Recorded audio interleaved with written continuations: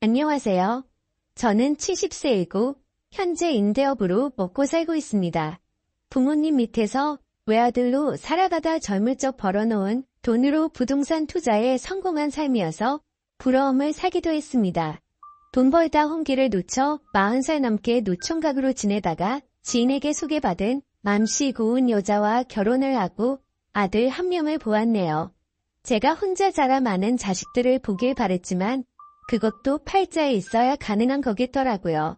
제 외아들은 기특하게도 어렸을 적부터 속 한번 썩이지 않고 서울에 내놓으라 하는 대학에 떡하니 합격했고 원하는 대기업에 입사해 제 능력을 한참 펼쳤습니다.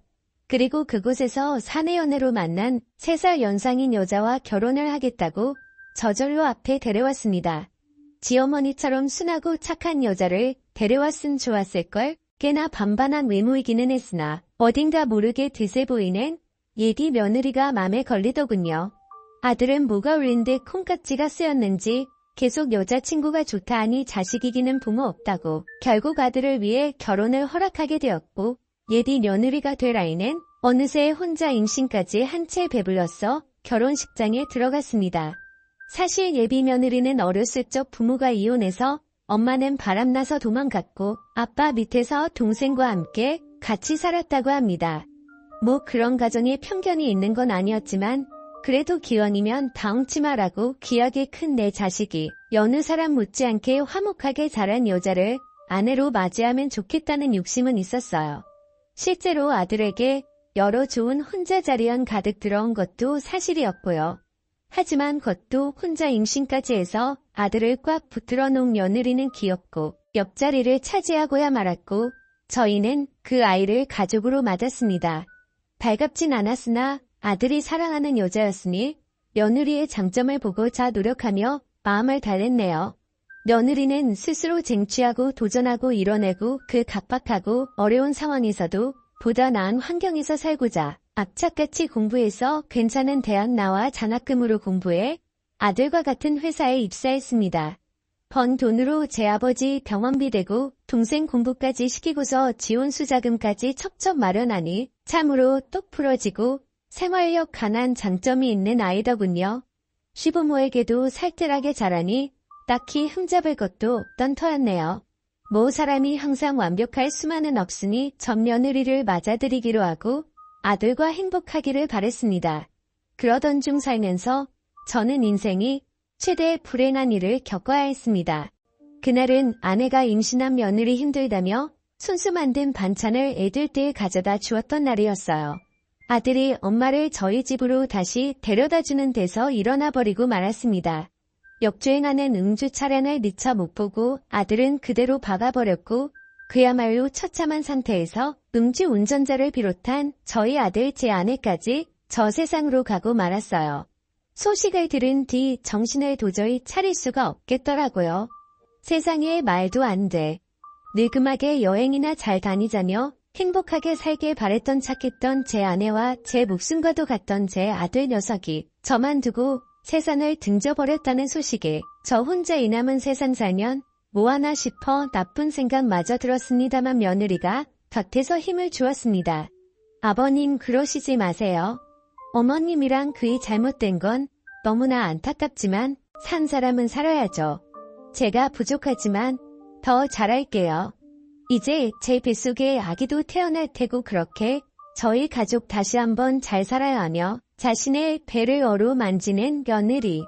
따지고 보면 제 처지보다 며느리 처지가 더 가여울 법인데 노인네가 앞길 창창한 청산과 부된 며느리를 위로해주지는 못할 망정 이런 약한 모습을 보이니 차마 부끄러운 면이 서질 않더라고요.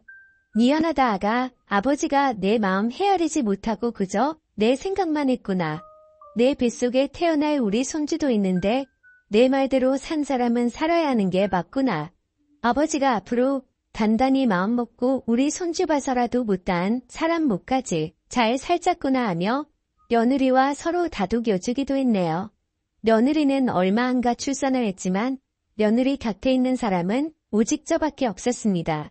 출산하는 그 희망 순간마저 제 안 사람도 아들도 아무도 없다는 게 참으로 서글프더이다. 며느리와 저는 호롤던 신인 상태에서 서로를 의지하며 손주와 인사를 했고 제 손주 녀석은 태어날 때부터 아비 얼굴조차 보지 못한 가엾은 신세가 되었습니다. 저는 손주를 아들만큼 비어겨 며느리에게 넉넉하게 생활비를 주며 어디 밖으로 일할 생각하지 말고 오직 손주 녀석만 신경 쓰고 잘 키우라 했습니다. 처음에는 괜찮다며 제 아이이니 제가 복직해서 돈 벌어 아들 교육시키겠다 했지만 그래도 어디 그런가요? 제가 없는 사람도 아니고 건물 임대로만 웬만한 잘 나가는 월급쟁이 분급 이상 나오는데 저는 손주와 딱 한 며느리를 위해서 아낌없이 내주었습니다. 그렇게 6여 년이라는 시간이 흘렀고 연애 때와 마찬가지로 며느리와 가까이 있는 곳에 다 자란 손주 재롱 보면서 저는 가는 세월 붙잡지도 못한 채 나이만 먹어가고 있었습니다. 며느리는 직장에 복귀하게 되었고 가까운 데 사는 제가 손주를 데리고 와 항상 저희 집에서 시간을 보내곤 식사 후 집으로 가곤 했습니다. 제가 사는 이유는 자라나면서 아들을 때 닮아가는 손주를 보는 일이었고 아들 어렸을 적과 제 한 사람과 행복했을 적을 그리며 추억에 의지한 채 그저 눈 감을 날만에 기다리고 있었네요. 그러던 중 제게 들어오는 여자분이 있었습니다. 손주 유치원 같이 다니는 같은 반 아이 할머니였는데 와버린 자식을 대신해서 손녀딸을 봐주고 있는 사람이었어요. 그저 오다가다 인사하다가 이내 말 붙이는 사이로 그러다 차 마시고 식사하니 저희는 어느새 좋은 친구가 되었습니다.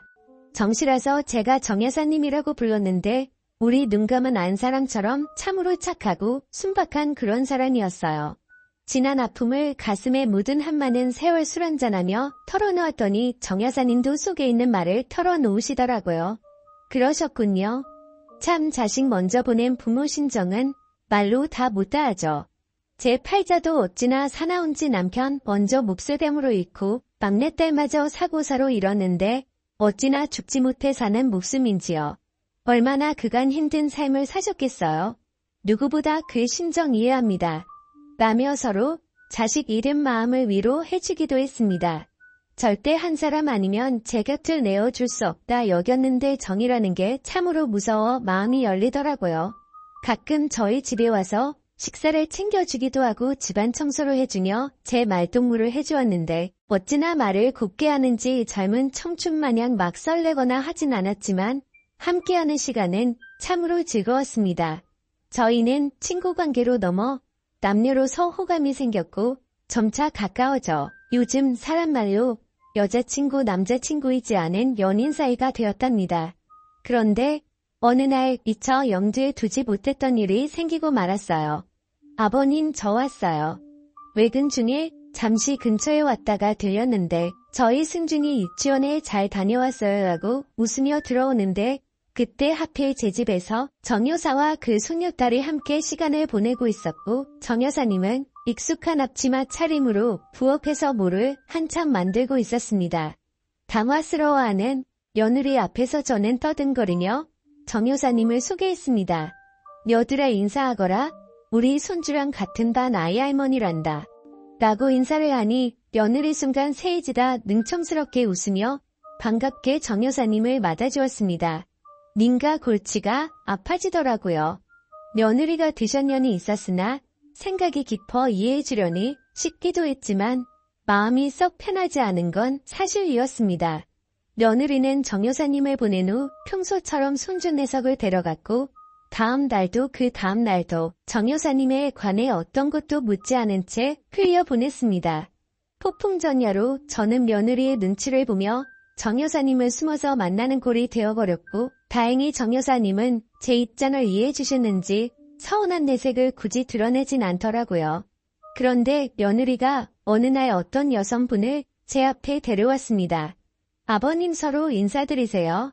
이분은 저희 친척분 지인이신 한 여사님이세요. 음식 솜씨도 좋고 집안일도 깔끔하게 잘하셔서 아무래도 아버님께 필요하신 분 같아 모시고 왔어요. 월급은 제가 알아서 드릴 테니 걱정 마시고 편안하게 지내세요. 한 여사라 하는 여자분은 두툼한 화장에 세련된 염색된 머리를 하고 정계차를 입고 왔더라고요. 이미 정 여사님께서 가끔 와서 집안일을 도와주던 터이기도 했고 불편하기도 해 저는 좋은 말로 거절했습니다. 허나 며느리 끝까지 제 말은 듣지도 않은 채 계속 이분이 집안일을 해주면 좋겠다고 하는데 막무가내 식으로 나오는 며느리의 두 손도 발 들어버렸네요.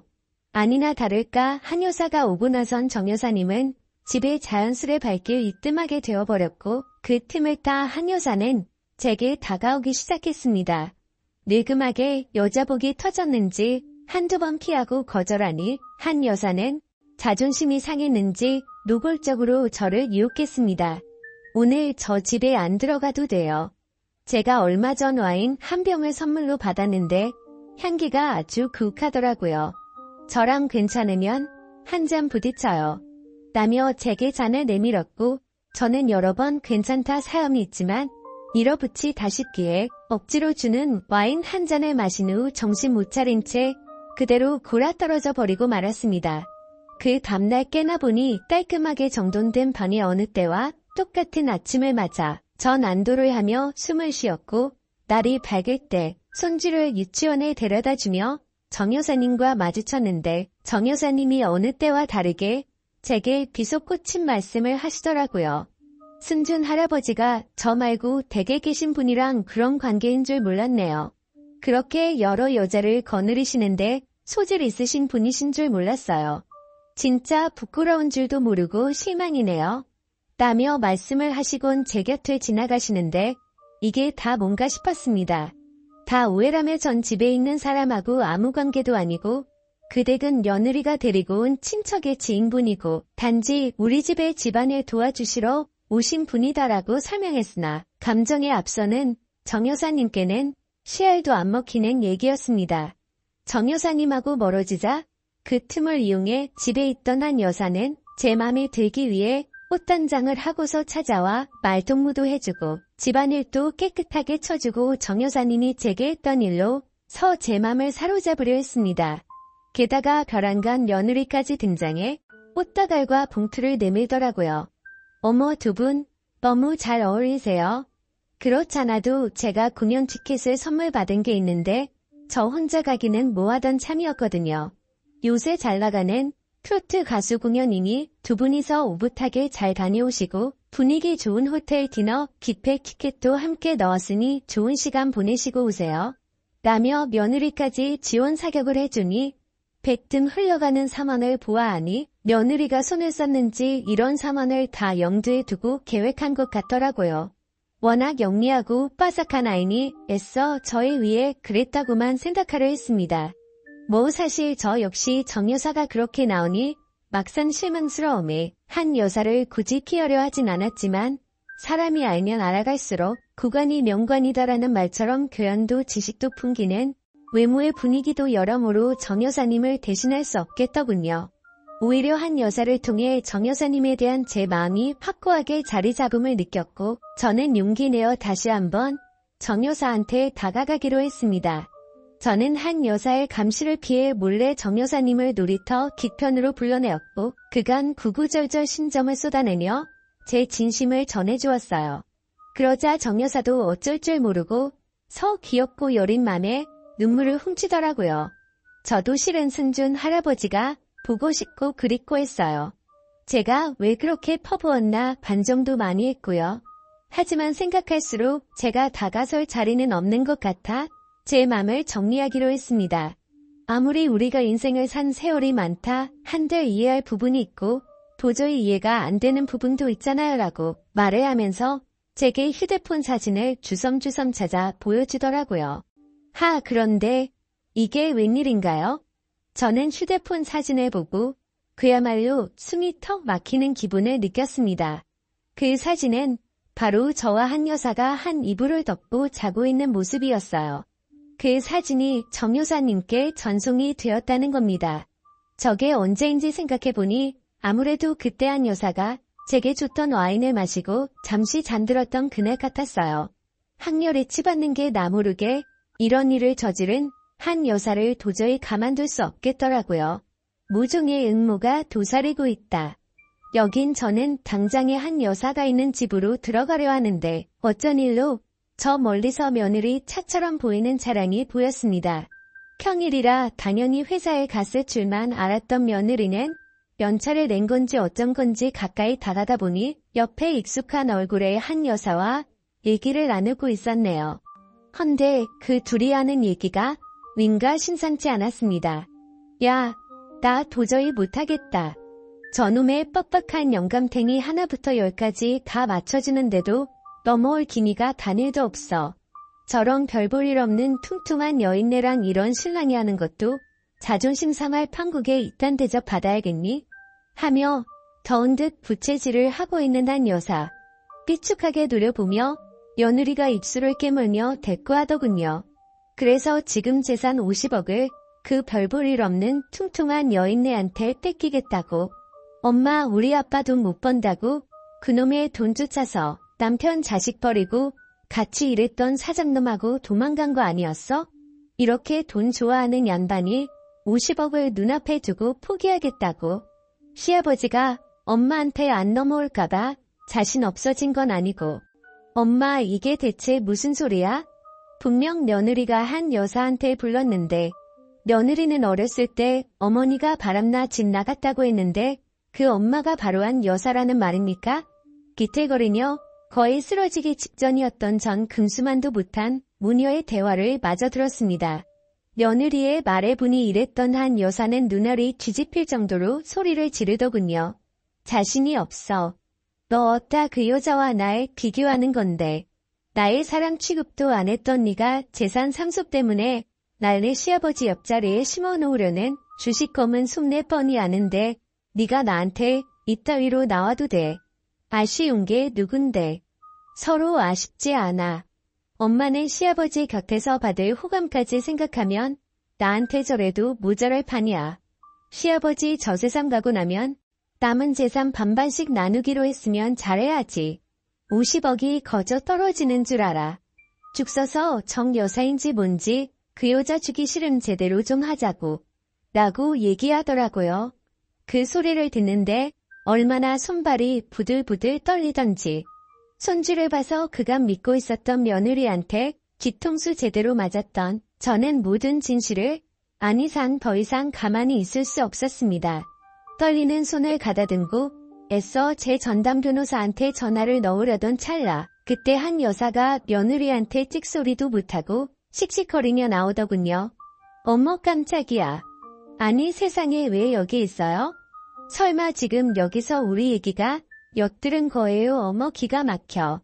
기가 막힐 노릇을 당한 게 누군데 그 배치 같은 여자는 저를 보더니 오히려 자기가 기가 막히다며 황당하다는 얼굴을 하고 있는데 지 엄마 얘기를 듣던 며느리는 단걸음에 달려와 경악하며 아버님 이게 어떻게 된 거냐면요. 말을 주춤거리자 저는 며느리를 붙잡고 흔들며 배신감에 치를 던 채 절규했습니다. 며느리는 한동안 가만히 제게 당하고만 있다가 기왕지사 엎어진 일 갈 때까지 가보자란 심경으로 절 뿌리치며 뻔뻔한 자태로 내지르더군요. 내가 부끄럽긴 뭐가 부끄러워요. 어머님이랑 우리 그 이한테 부끄러운 건 아버님 아니에요. 시어머니 밖에 없으셨던 분께서 이제 와서 무슨 부귀영화를 누리겠다고 그런 여자란 재혼을 할 생각을 하시냐고요. 그럼 우리 아들이란 저는요. 낙동강 우리 아들라고요. 그 여자네 자식들은 이미 아버님이랑 지내 엄마랑 결혼하는 줄 알고 아버님 건물주인 거 알고 아주 신났던데. 그럼 며느리인 저와 제 아들은 어떻게 되는 건데요? 제가 뭐 때문에 여태까지 재혼 안 하고 아버님 곁에 있었던 노고가 몇 년인 줄 아세요? 그걸 유일한 핏줄인 우리 승준이만 물려받을 수 있는 아버님 재산을 그거를 그 여자와 나눠야 한다고요. 절대 있을 수도 없고 있어서도 안 될 일이에요.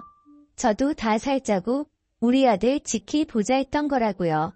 라고 끝까지 저 잘났다고 우리 손주 핑계만 대니 저는 며느리를 쳐내며 그 더러운 입으로 우리 손주 핑계 대지 말고 니살이 사육을 위해 우리 손주까지 이용하지. 이제 우리 인연은 여기까지구나. 내 너를 기특하게 생각하고 내 자식처럼 보듬어 주려고 했는데 이런 무서운 짓거리를 꾸민 너하고는 도저히 가족으로 살 수가 없겠구나. 당장 내 곁에서 사라지고 앞으로 평생 보는 일 없으면 좋겠구나. 라고 하니 며느리는 극단적인 상황에 치닫자 울음이 나오는 걸 간신히 악문 채 저를 붙잡고 선 그럼 승준이는요? 승준이도 다신 안 볼 생각인 거예요. 라고 해서 저는 한숨을 깊이 쉬고 그 어느 때보다 냉정한 결단을 내렸습니다. 승준이가 우리 손주인 건 맞지만 승준이가 내 아들로 사는 이상 난 승준이도 절대 볼 수가 없겠구나. 내 손주이기 전에 내 끔찍한 핏줄도 섞인 아이니까. 라고 말하며 한치의 망설임 없이 뒤돌아섰습니다. 며느리는 그제서야 제 진심을 깨닫고는 그 와중에 잘못을 반성하기는커녕 저를 붙잡으며 울고불고 온갖 원망을 하며 독한 언성으로 시작했고 심지어 저를 향한 막말이나 저주도 서슴지 않았습니다. 추한 며느리를 보자니 남아있던 정마저 떨어져 관계는 파국으로 치닫게 되었습니다. 믿는 도끼에 발등 찍힌 저는 사람이 무서워져 더 이상 사람을 만날 수가 없는 지경에 이르렀고 심지어 미래를 함께하고 팠던 정여사마저 믿을 수가 없어 모든 인간관계를 정리한 채 살아나가고 있습니다. 그게 벌써 2년째이네요. 가끔 며느리와 손주가 곁에 있었던 지난 세월이 그리울 때가 떠오릅니다. 이렇게 된 건 다 누구의 잘못인 걸까요? 제가 뒤늦게 정여사와 만나 재혼하려는 게 그렇게 큰 문제였던 걸까요? 며느리가 그런 천인공노할 일을 저지를 만큼 만약 그렇다면 시간을 돌이키고 싶네요. 아무 일도 일어나지 않았을 때로 돌이키고 싶습니다. 오늘따라 먼저 떠난 아들과 제 아내가 참 그립습니다. 어쩌면 다시 만나지 못할 귀여운 손주 녀석도요. 어서 이 끔찍한 운명이 끝나길 바라며 괴로움을 털어놓고자 사연을 보내봅니다. 감사합니다.